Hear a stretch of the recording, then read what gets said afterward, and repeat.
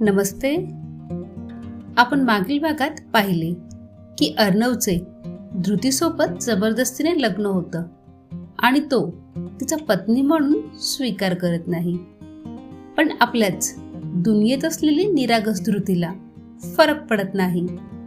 ती सासरी, सासू सासरे, आजी सासू यांची लाडकी तर होतीच, आणि तिच्याच वयाचा असणारा तिचा दीर अर्णव याच्याशी तिचे चांगलेच जमायचे.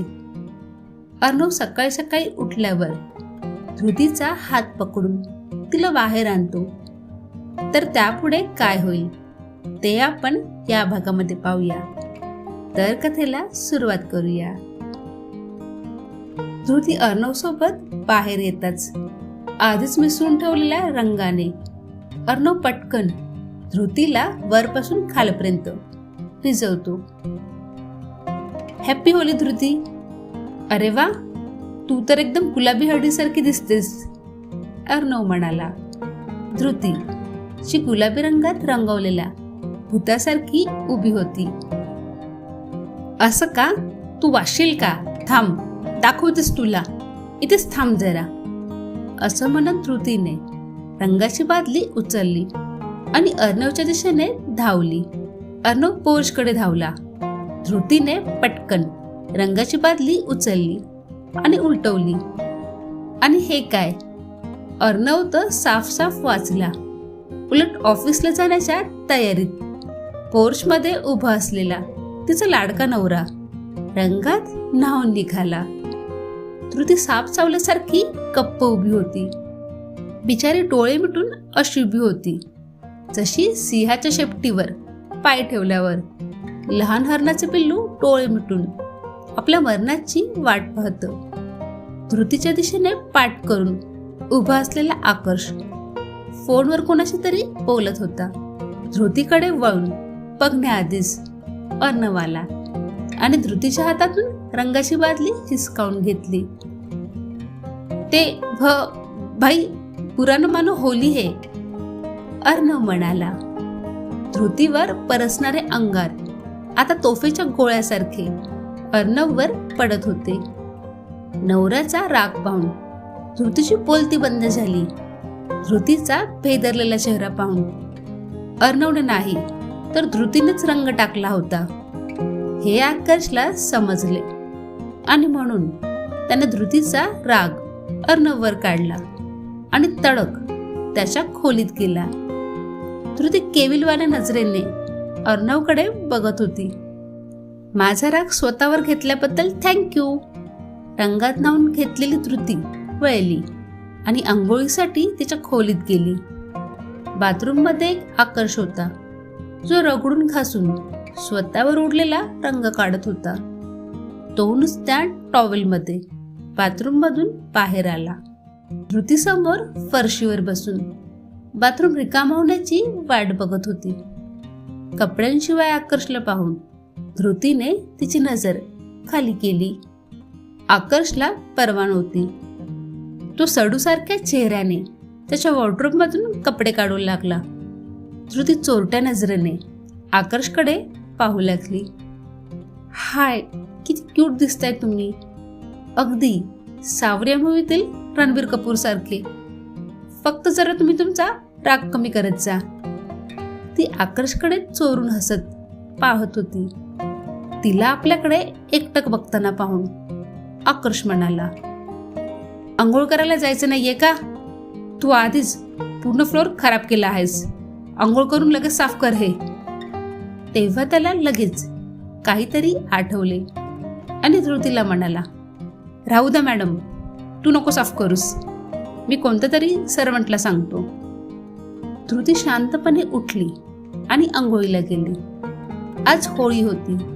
धृतीने तिच्या सासूला पटवून पुरणपोळी बनवण्याची परवानगी घेतली, पण ती सर्व काही नोकरांच्या देखरेखीखालीच करेल या अटीवर. धृतीने आनंदाने उडी मारली. सासरच्या घरी तिची पहिली होळी होती.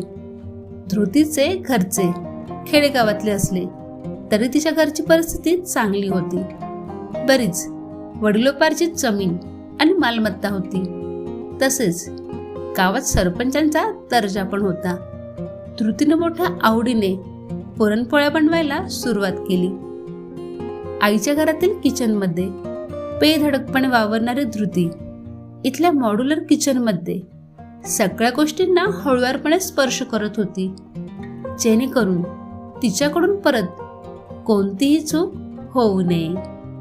नोकरांनी सांगितल्याप्रमाणे ती करत होती. इथे सर्व उपकरणे सारखीच होती, पण ती आधुनिक होती. त्यातली काही ती पहिल्यांदाच पाहत होती. पुस्तकी ज्ञानात ती कच्ची असली तरी ती इतर कामे शिकण्यात पटाईत होती. नोकरांनी तिला एकदा वस्तू कशी ऑपरेट करायची सांगितले तर ती नीट लक्षात ठेवायची. काही वेळातच तिने सर्व जेवण तयार केले. मग तिथेच जमिनीवर बसली.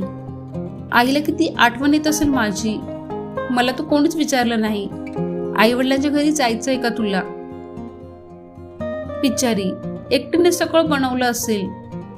विचार करत असतानाच तिच्या टपोऱ्या डोळ्यातून चमकणारे 2 मोती तिच्या गुलाबी गालांवर टेकले. सासरच्या घरात जरी सगळी माणसं चांगली असली तरी आईचे घर ते आईचे घर असतं. तोपर्यंत लाडसाहेब अर्णव स्वयंपाकघरात शिरले.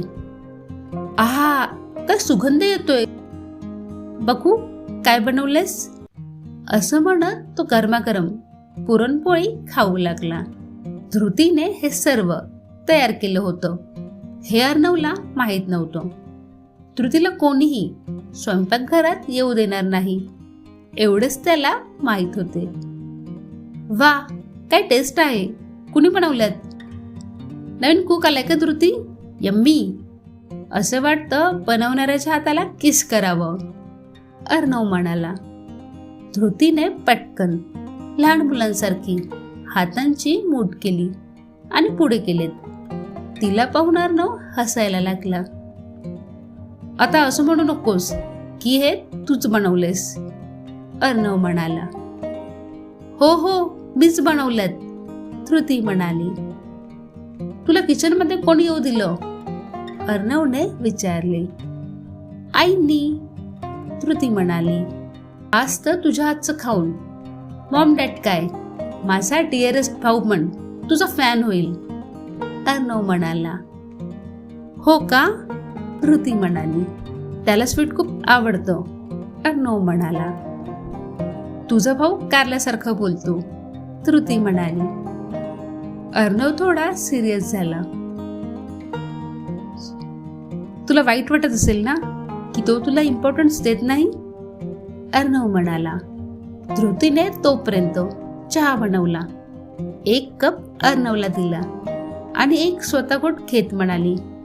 अजिबात नाही, फक्त जेव्हा ओरडतात तेव्हा असं वाटतं मारून टाकतील की काय, असं म्हणत तिने एका ताटात पुरणपोळी घेतली आणि आजीच्या खोलीत धावली.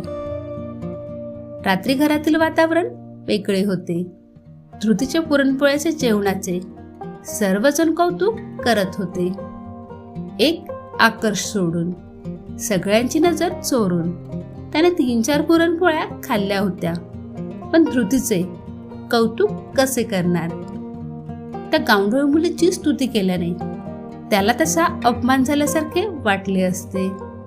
जेवण झाल्यावर सर्वजण आपापल्या खोलीत गेले. बराच वेळ आकर्ष खोलीत आला नाही. तेव्हा धृतीने बाहेरच्या नोकरांना विचारले, सर कुठे आहेत. वरती बारमध्ये, असे म्हणत नोकर निघून गेला. ओ थांबा, काय म्हणालात, धृती मागून ओरडली. वरच्या फ्लोअरवरती मोठ्या साहेबांसोबत आकर्ष साहेब पण आहेत, एवढे बोलून तो नोकर खाली गेला. धृती जिन्यावरून वर गेली. तेव्हा वरचे दृश्य पाहून तिला आश्चर्य वाटले. एका मोठ्या हॉलमध्ये एक गोल काचेचा काउंटर होता, ज्यात सर्व महागड्या आणि जुन्या दारूंच्या बाटल्या ठेवल्या होत्या.